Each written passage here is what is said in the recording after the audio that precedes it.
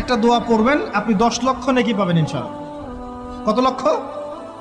10 লক্ষ। দোয়াটা শিখাচ্ছি।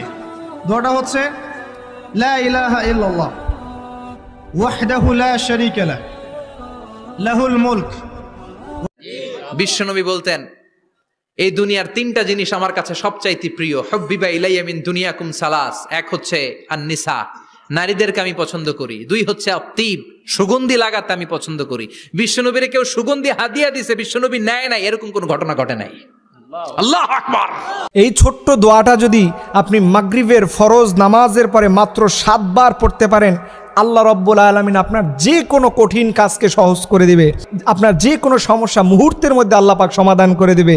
আপনি যদি কখনো কোনো বিপদের মধ্যে পড়ে যান, আপনি যদি কখনো কোনো অভাবের মধ্যে পড়ে যান, আপনি যদি কখনো কারো জুলুমের শিকার হন, আপনি সাথে সাথে এই দোয়াটা পড়ুন, দেখবেন আল্লাহ রব্বুল আলামিন কিভাবে করে গায়বী সাহায্য আপনার উপরে নাজিল করবে। আপনি এই দোয়াটা কিভাবে করবেন আমলটা বলে দিচ্ছে। আল্লাহ নবী শিখিয়েছেন, তোমরা বলবা ইয়া হাইয়ু ইয়া কাইয়ুম বিরহমাতিকা আস্তাগিস, ইয়া হাইয়ু ইয়া কাইয়ুম বিরহমাতিকা আস্তাগিস। 3 টাইমে নামাজ পড়তে নিষেধ করেছে। যে ইসলাম বলে যে রাতে দিনে যেতেবার নামাজ পড়, শুকরিয়ার নামাজ পড়ো, তওবার নামাজ পড়ো, আওয়াবিলের নামাজ পড়ো, তাহাজ্জুদ পড়ো, সেই ইসলামে আপনাকে বলতেছে, আমাকে বলতেছে 3 টাইমে নামাজ পড়িও না। ভাইয়া কয় টাইম? সবাই মিলে বলেন কয় টাইম? 3 টাইমে নামাজ পড়া যাবে। এবার আমি বলবো, আপনার উত্তর দিবেন। 3 টাইমের এক টাইম হচ্ছে সূর্য, ভেরি গুড। আরেকটা হচ্ছে সূর্য, আরেকটা হচ্ছে সূর্য। ও ইসলাম, 3 টাইমে নামাজ পড়তে নিষেধ করলা কেন? ইসলাম বলে বিজ্ঞান উন্নত হলে সেই দিন বুঝতে পারবা ইসলামটা কেমন ধর্ম। বলেন না সুবহানাল্লাহ। এই 3 টাইম, সে 3 টাইম, যে 3 টাইমে মাটি নেগেটিভ এনার্জি ধরতে পারে না, সে 3 টাইমে আল্লাহ আমাদেরকে নামাজ পড়তে দেয় না। দুপুর 12টা আল্লাহ তাআলারই একটি খাস নাম 7 বার আপনি পড়বেন। এ পড়ে আল্লাহ তাআলার কাছে দোয়া করবেন। আপনার যত প্রয়োজন আছে, যত মনের আশা আকাঙ্ক্ষা আছে, আল্লাহ সকল কিছু কবুল করে নেবেন। যখন দুপুর 12টা বেজে যায় দোয়া কবুলের সময়, তখন আপনি সকল কাজগুলো তখন বন্ধ করে একটু যায় নামাজ বিছিয়ে পবিত্র হয়ে ঘরের একটা কোনায় কিংবা আশপাশে যদি মসজিদ থাকে মসজিদে চলে যান, ক্যাবলামুখী হয়ে বসে পড়েন। ক্যাবলামুখী হয়ে বসে সুন্দরভাবে প্রথমে 10 বার দুরূদ শরীফ পড়েন, 3 বার সূরা ইখলাস পড়েন, 2 বার সূরাতুল ফালাক, 1 বার সূরা নাস পড়েন। এরপরে আপনি আল্লাহ তাআলার এই খাস নামটা ধরে পড়েন, আর রহমান আর রহমান আর রহমান 7 বার পরে এরপরে আবার দুরূদ পড়ে দোয়া করেন। আল্লাহ তাআলার কাছে চাইতে দেরি হবে, কিন্তু আমার রব আল্লাহ আপনার দোয়া কবুল করতে দেরি করবেন না। বাড়িতে একটি মাত্র গাছ লাগান, জিনেরা কোনোদিন প্রবেশ করবে না এবং আপনি সম্পদশালী হতে পারবেন। আপনার ঘরের ভিতরে আল্লাহ তাআলা বরকত দিয়ে দিবেন। এই গাছটি হচ্ছে জান্নাতি গাছ। আমাদের বাড়িতে কিন্তু অনেক সময় জিনেরা, দুষ্ট জিনেরা আক্রমণ করে থাকে, অনেক সময় আসর করে থাকে, যার কারণে ঘরে কোনো বরকত থাকে না। একের পর এক মানুষ অসুস্থ হয়ে যায় এবং অনেক সময় জাদুটোনা হয়, কুফরি কালাম হয়ে থাকে। অনেকে জিন পাচার করে মানুষকে ক্ষতি করার চেষ্টা করে। আবার বর্তমান চিকিৎসা বিজ্ঞান এই জিনটা যে আছে এটা বিশ্বাস করতে চায় না। আল্লাহ তাআলা মানুষদের ব্যাপারে একটা সূরা নাজিল করেছে সূরাতুন নাস, আর একটা জিনদের ব্যাপারেও সূরা নাজিল করেছে সূরাতুল জিন।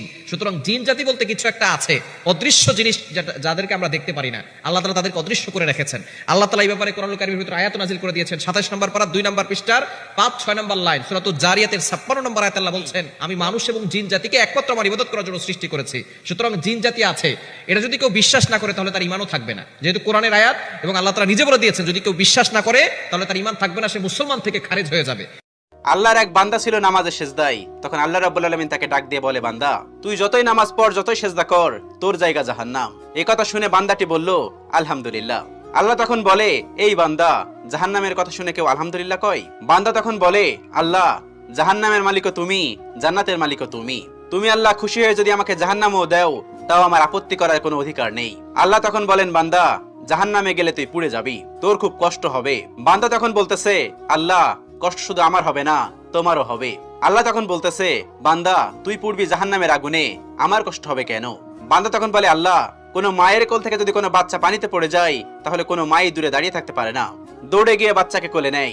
আমার বিশ্বাস ওই মায়ের চেয়ে কোটি কোটি গুণ দয়া তোমার বেশি। আমাকে জাহান্নাম দিলে তুমিও আল্লাহ শান্তি পাবে না। আল্লাহ তখন বলে, বান্দা এই দলিল তুই কই পাইলি? বান্দা তখন বলে, আল্লাহ, আমাদের জাতির পিতা ইব্রাহিম আলাইহিসসালাম তোমার প্রেম মুখে নিয়ে যখন নমরুদের আগুনে পড়ে গেল, তার আগেই তুমি বলে দিলে। মোবাইলে কোরআন তেলাওয়াত শুনলে সওয়াব হবে কিনা, খুব গুরুত্বপূর্ণ একটি বিষয়। আমরা অনেকেই কিন্তু এখন মোবাইলের মাধ্যমে কোরআন তেলাওয়াত শুনি এবং মোবাইলে কোরআন তেলাওয়াত করি। মোবাইলে কোরআন তেলাওয়াত যদি আপনি না পড়তে পারেন বা কুরআনুল কারীম যদি আপনি না পড়তে পারেন, তাহলে কুরআনুল কারীম শুনবেন বা কোরআন পড়তেও পারেন, আবার মোবাইলেও মাধ্যমে শুনবেন, তাহলে আপনার সওয়াব হবে কিনা, খুব গুরুত্বপূর্ণ একটা বিষয়। আজকে অধিকাংশ ইয়াং যারা, তারা বেশিরভাগ কুরআনুল কারীমের তেলাওয়াত তারা মোবাইলের মাধ্যমে শোনে। এটা খুবই ভালো বিষয় যে আজকে যুবকেরা গান বাজনা ছেড়ে দিয়ে বিভিন্ন নাটক সিনেমা এগুলো বাদ দিয়ে তারা কুরআনুল কারীমের তেলাওয়াত শুনছে। রাত্রিবেলায় কোরআন তেলাওয়াত শুনতে শুনতে অনেকেই ঘুমিয়ে যাচ্ছে। আর কোরআন তেলাওয়াত শুনলে আপনার সওয়াব হবে কিনা, এ ব্যাপারে আল্লাহ পাক স্বয়ং নিজে কুরআনুল কারীমের মধ্যে উত্তর দিয়েছেন। আল্লাহ বলছেন, ওয়াইদা কুরিয়াল কুরআনু ফাসতামিউ লাহু ওয়া আনসিতু লাআল্লাকুম তুরহামুন। আল্লাহ পাক বলছে, যখন কুরআনুল কারীমের তেলাওয়াত হয় তখন তোমরা চুপ থাকো, তোমরা কথা বলো না। ওয়াইদা কুরিয়াল কুরআনু ফাসতামিউ